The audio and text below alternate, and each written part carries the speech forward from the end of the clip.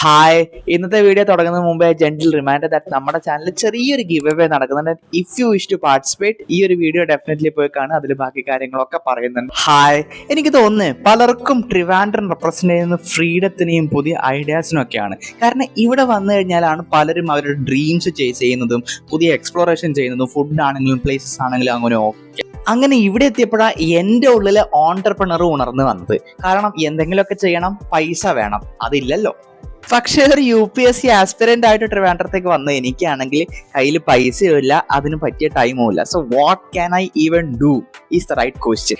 അപ്പോഴാണ് ഞാൻ കേട്ടത് ഈ ഓൺലൈൻ ബിസിനസ്സസ് ഒക്കെ പച്ച പിടിക്കുന്ന ഒരു ടൈമാണ്. ഓൺലൈൻ ബിസിനസ് ഒക്കെ ചെയ്ത് കഴിഞ്ഞാൽ ചിലപ്പോൾ അത് ആക്റ്റീവ്ലി അല്ല പാസീവ്ലി കാര്യങ്ങൾ നടന്നു പൊക്കോളുമല്ലോ എന്ന്. എന്നിട്ട് ഞാനും അങ്ങനെ സംഭവം തുടങ്ങാൻ വേണ്ടി തീരുമാനിച്ചു. അങ്ങനെ ഞാൻ തുടങ്ങിയ ഒരു സംരംഭമാണ് ignite UPSC answer writing book. And ഫ്ലിപ്കാർട്ടിൽ മാക്സിമം അഡ്വർടൈസിങ് ചെയ്തു. പക്ഷേ സ്വന്തമായിട്ട് photo copy machine, spiral binding മെഷീനൊക്കെ ഉള്ളവരെ ഈ ബുക്ക് വിൽക്കണത് 100 രൂപയ്ക്കാ. അതും ഫ്ലിപ്കാർട്ടിന് അവരുടെ ചാർജസ് കൊടുത്തിട്ടും. എനിക്കാണെങ്കിൽ ഫ്ലിപ്കാർട്ടിൻ്റെ ചാർജും പ്രിന്റിങ് കോസ്റ്റും സ്പൈറൽ ബൈൻഡിങ് കൂടി കഴിച്ച് വരുന്ന 150 എൻ്റെ ഒരു പ്രോഫിറ്റും കൂടി ഒരു 10 രൂപയെങ്കിലും പിടിക്കണ്ടേടോ. അപ്പോൾ 160 റുപ്പീസിന് എൻ്റെ ബുക്ക് വെച്ചിട്ട് ആര് വാങ്ങാനാ? ബട്ട് ഐ ഡോണ്ട് നോ, ഞാൻ പ്രിന്റ് ചെയ്ത 10-20 കോപ്പീസ് എങ്ങനെയോ വിറ്റുപോയി. That is God's grace. ഈ ഒറ്റ പീസ് മാത്രമേ ബാക്കിയുള്ളൂ. ആൾക്കാർ എന്ത് കണ്ട് വാങ്ങിയെന്ന് എനിക്ക് അറിഞ്ഞൂടാ. കുറച്ച് മേ ബി എൻ്റെ ഫ്രണ്ട്സ് വാങ്ങിയതാണോ അറിഞ്ഞൂടാ.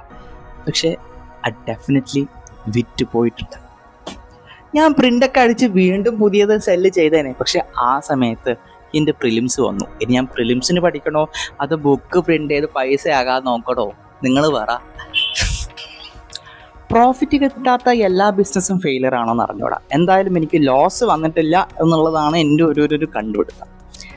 ബുക്ക് ഞാൻ കാണിച്ചില്ലല്ലോ. ഇതിൻ്റെ ഉള്ളിൽ ഡയമെൻഷൻസും ഒക്കെ പെർഫെക്റ്റ് ആണ് കേട്ടോ. ഞാൻ വളരെ കഷ്ടപ്പെട്ട റിസർച്ചൊക്കെ ചെയ്ത് കണ്ടുപിടിച്ച് ചെയ്യാണ്. It's okay. Thank you. Now the real question is, should I restart this book? ഞാൻ ചെയ്താൽ നിങ്ങൾ വാങ്ങുമോ? Because I would love to do this if you guys would want me to sell this. So it's a real question. Comment yes or no, and if most number of answers yes ആണെങ്കിൽ we will try to figure out how to do it again much cheaper this time.